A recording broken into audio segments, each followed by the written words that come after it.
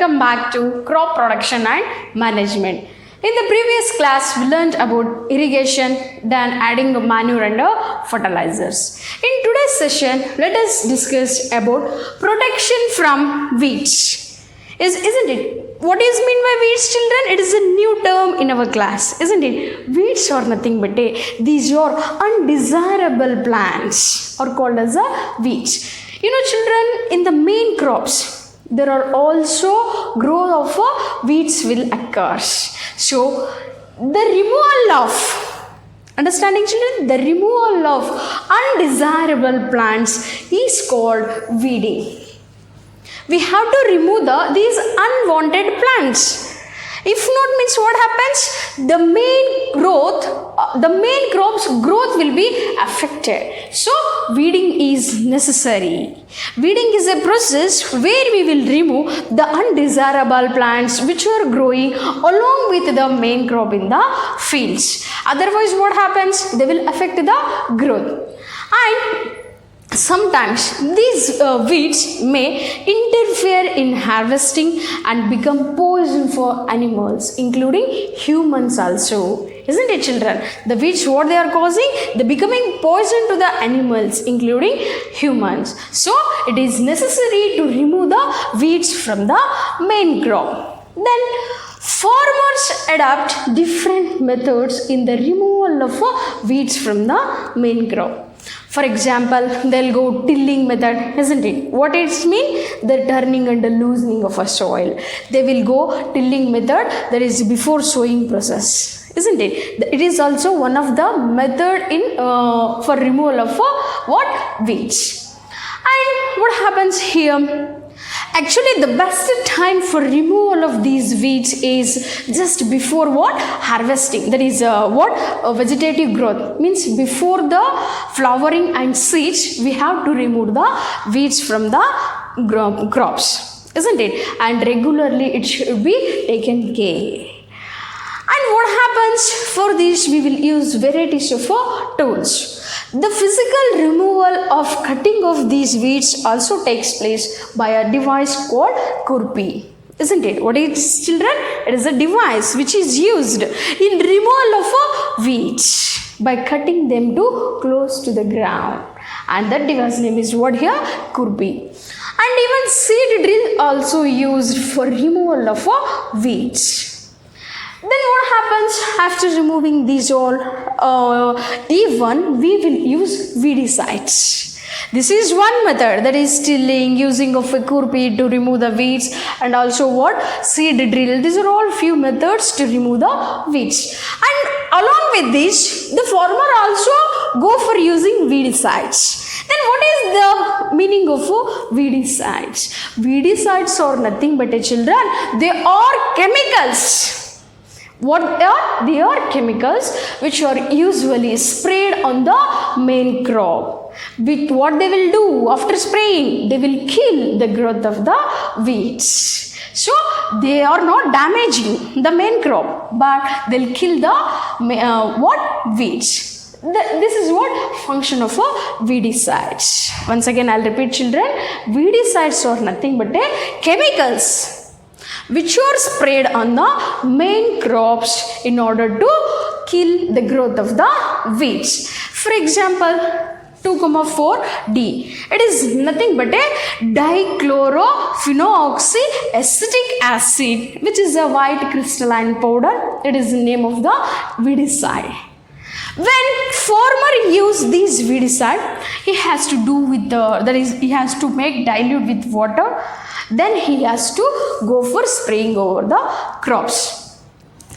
And while spraying also, the farmer has to take care, children. Otherwise, what happens? These chemicals will affect the health of the farmer. So, very carefully, the farmer has to use these chemicals by closing his mouth, nose, isn't it? With a piece of a cloth, he has to cover his nose and mouth, and he has to go for spraying over the crops.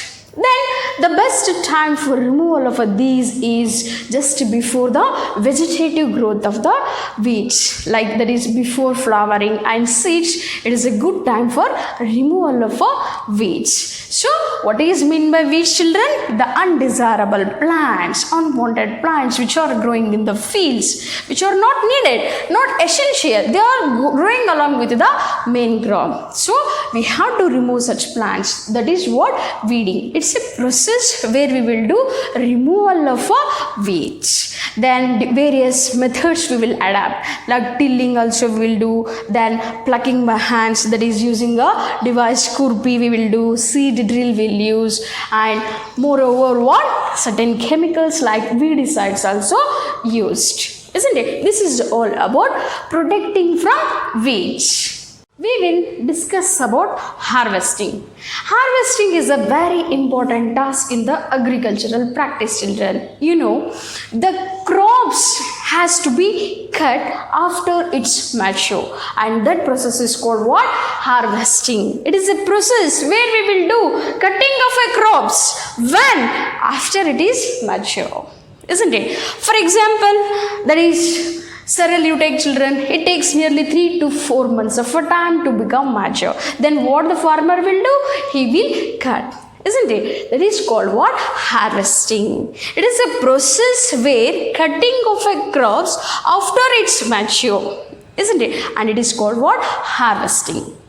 And the harvesting will be done by different types of devices, nothing but machines. Farmers in our country, they will go cutting of crops either by using what? Simple device like sickle, or by using a machine called harvester, isn't it? It is saving labors and also time. With the help of the machine harvester, we can cut a huge crops here at a very few hours. In a few hours we can cut a very huge quantity of crops. Then after harvesting, what we will do? We have to separate the outer coverings of the grains, isn't it? That is called what? Chaff. You know, children, chaff is nothing but a outer covering. In our common local Kannada language, what we will call? That is taudu, no? Yes. The chaff has to be removed from the grains, and that process is called what? Threshing, isn't it? It is a process where removal of outer coverings, that is chaffs from the grains, will be done, and it is called what? Threshing. And moreover, sometimes we will use a big machines like combine, which is a combined harvester and threshing. These are what devices which we will use widely in a harvesting time, and also farmers will celebrate, isn't it, different festival after cutting the crops, isn't it? Then suppose this machine is possible when the farmer is having a very huge fields. Suppose if the farmer have small holdings of fields, then he has to go by what? Winnowing method. You know, children, we learned in our low classes about winnowing. It is a method which is used for removal of what? Chaff from the grains, isn't it? That is what? Winnowing. Also, the farmers can remove the chaff from the grains. And this is about harvesting. What the harvesting process will tell us, children? After the crops becoming mature, it has to be cut either by manually, isn't it, by cutting them close to the roots, isn't it, or by using machines. If we use the machines, it will save our time and also labor. Then threshing, that is removal of a chaff from grains, is called as a threshing. And even we can use here combine, which is a huge machine for harvesting. And winnowing can be applicable for farmers having a small fields. Now we will discuss about storage method. It is also very important, because after harvesting, where it has to be protected, isn't it? That is, we are going to learn under storage step. That is, Protecting safely the harvested grapes in a godowns or in by collecting in a bags is the thing but a storage. Because the freshly harvested crab contains more moist, children, because this moist may become food for the microorganisms, bacteria, fungi, or it may destroy or pollute by the action of that is rats, isn't it? Insects. Such all care should be taken. We have to avoid all these spoiling of food from these pests.